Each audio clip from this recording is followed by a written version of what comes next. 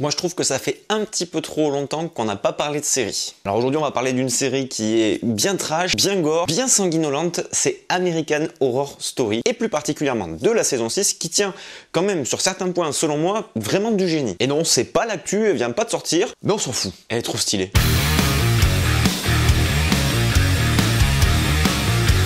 Et salut à tous les amis, c'est François pour la chaîne Explique-moi encore, et aujourd'hui on parle donc de la série American Horror Story saison 6, parce que c'est l'été, c'est le moment de binge-watcher de la série, c'est de bouffer du Netflix, on va en profiter. Et en plus c'est une série qui raconte une histoire différente sur chaque saison, donc vous pouvez très bien attaquer par la saison 6 sans avoir vu les autres avant. Et pourquoi cette saison en particulier?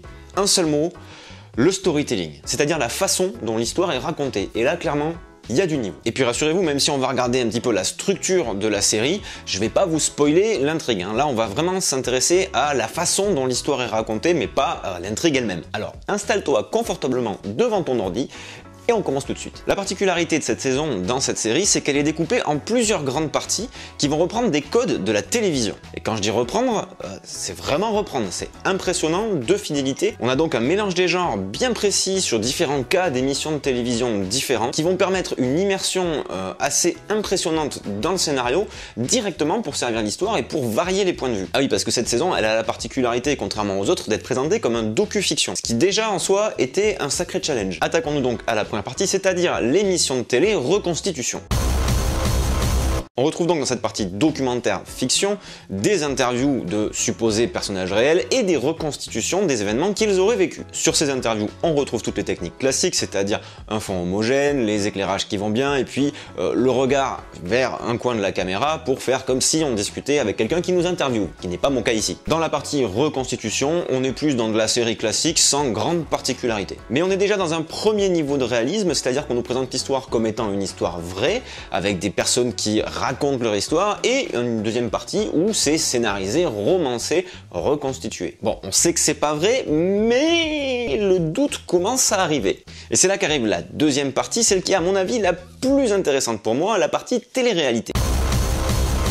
Et franchement, ça me fait bizarre de mettre télé-réalité et intéressante dans la même phrase, mais là, vous allez comprendre pourquoi. Pour des raisons que je ne vous citerai pas puisque je ne veux pas vous spoiler la série, la deuxième partie consiste en une espèce de grande télé-réalité sur des lieux flippants avec des choses flippantes, et il va se passer des trucs flippant. En même temps, c'est le concept, American Horror Story. Et on retrouve donc les classiques plans fixes de la télé-réalité avec du grand angle, une profondeur de champ très large, donc aucun flou pour capter le maximum d'éléments et ne rien rater. Puisque l'objectif dans ce genre d'émission est d'être le plus voyeur possible et de voir par conséquent le plus de choses possible pour ne rien louper de la vie trépidante des invités et des participants. Bon, par contre, forcément, pour créer de la surprise et faire des apparitions de choses qui font peur, etc., sur ce genre de caméra et ce genre d'angle, c'est pas évident. C'est pourquoi les scénaristes et les réalisateurs ont été très malins dans le sens où ils ont doté les participants de smartphones et leur ont demandé de filmer des choses pour pouvoir les intégrer ensuite au montage final. On a donc des images filmées au smartphone, on a des parties qui ressemblent un peu à du vlog d'ailleurs, dans une qualité relativement dégradée mais qui ajoute encore plus à ce réalisme-là et qui permet au réalisateur d'avoir des plans plus variés et aussi de créer la surprise à certains moments, puisque avec un plan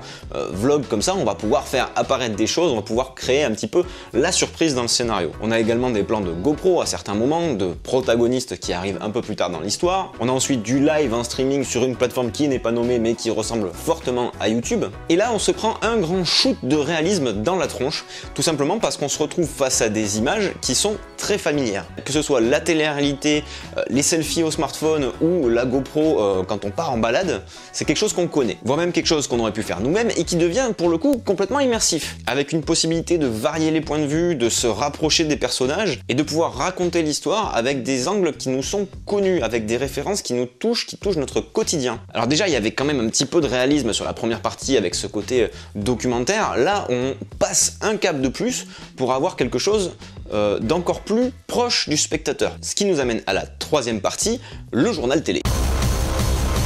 Et oui, parce que pour enfoncer le clou et donner une caution à tout ce qui vient de se passer, puisqu'on avait au départ un documentaire dont on ne connaît pas forcément trop la légitimité, ensuite on a des images assez subjectives de smartphones, de GoPro, où on ne sait pas tout ce qui s'est passé, on se dit est-ce que vraiment les images sont fidèles à la réalité? Derrière, pour asseoir le tout et pour légitimer toute l'histoire, on passe sur un format journal télé. Alors on retrouve tous les éléments classiques des JT américains avec le plateau, les incrustations qui vont avec, les interviews, on a même les fameux plans d'hélicoptères et des extraits des caméras policières. Et là je suis sûr que vous voyez où je veux en venir. Le réalisateur et les scénaristes essayent de vous convaincre que c'est vrai, de vous faire douter du moins que ça puisse être vrai, puisque les images ressemblent fortement à ces images qu'on voit tous les jours à la télévision dans un JT. Pas ce qui se passe dans la série, ça hein, on est d'accord, hein, c'est de la fiction, mais ce type d'image là, on y est confronté en permanence. Ce qui nous amène à la dernière partie où là on est dans quelque chose de totalement différent, on est dans une optique selon moi un peu plus cinéma. Pour la fin, pour amener une espèce de sensation d'apothéose dans cette série, on a quelque chose qui est beaucoup plus soigné. On remarque qu'on a beaucoup moins de profondeur de champ, donc ce joli flou d'arrière-plan ici. On a un travail sur les lumières qui est aussi beaucoup plus prononcé que dans le reste de la série. Et on revient donc à quelque chose de vachement plus noble et qui va, alors volontairement ou pas, dénouer complètement la tension qui avait été installée avec toutes ces images familières. Là, on voit vraiment le côté fiction, on est dans un film. Alors moi, j'y vois deux interprétations. Soit c'est pour finir en beauté sur quelque chose d'assez fort et de puissant, de prenant, ou alors c'est une volonté de rappeler aux gens ce n'est que de la fiction. Puisqu'on est dans quelque chose où on se rend bien compte quand même que c'est du cinéma, c'est pas des images du quotidien. Voilà, là-dessus, je vous laisse juger et me dire dans les commentaires quelle interprétation vous en avez. Donc pour conclure, ce qui est très bon dans cette série et relativement original, c'est la façon dont l'histoire est racontée, dans la façon dont les points de vue vont se mélanger. Ce sont également les moyens techniques utilisés pour amener le spectateur à rentrer dans l'histoire et créer un univers immersif bardé de codes de la télé. Et cette immersion, elle prend grâce à la fidélité aux codes télévisuels. On n'est pas dans de la parodie, en fait, on est vraiment dans de la copie de codes qui sont vraiment très intéressantes et qu'on voit pas souvent dans des séries. Alors oui, vous allez me dire, oui, mais il y a Blair Witch, la caméra, Cloverfield, des trucs comme ça, on en a déjà vu plein. Oui, mais si vous voulez, ce genre de film se contenter d'un seul point de vue et d'une seule technique. Ce qui d'ailleurs, soit dit en passant, est relativement chiant au bout d'1 heure et demie quand même. Hein. Blair Witch, là, on passe par différentes phases. D'ailleurs, c'est pour ça que j'ai pas compris, au bout du 6e épisode, le documentaire est fini et je vois qu'il y a 10 épisodes et je me dis, mais qu'est-ce qu'ils vont faire par la suite? Et même au-delà de ça, dans la partie télé-réalité, on a quand même encore plus de mélange. On a donc cette télé-réalité, on a les smartphones, on a la GoPro, on a les lives sur les réseaux sociaux.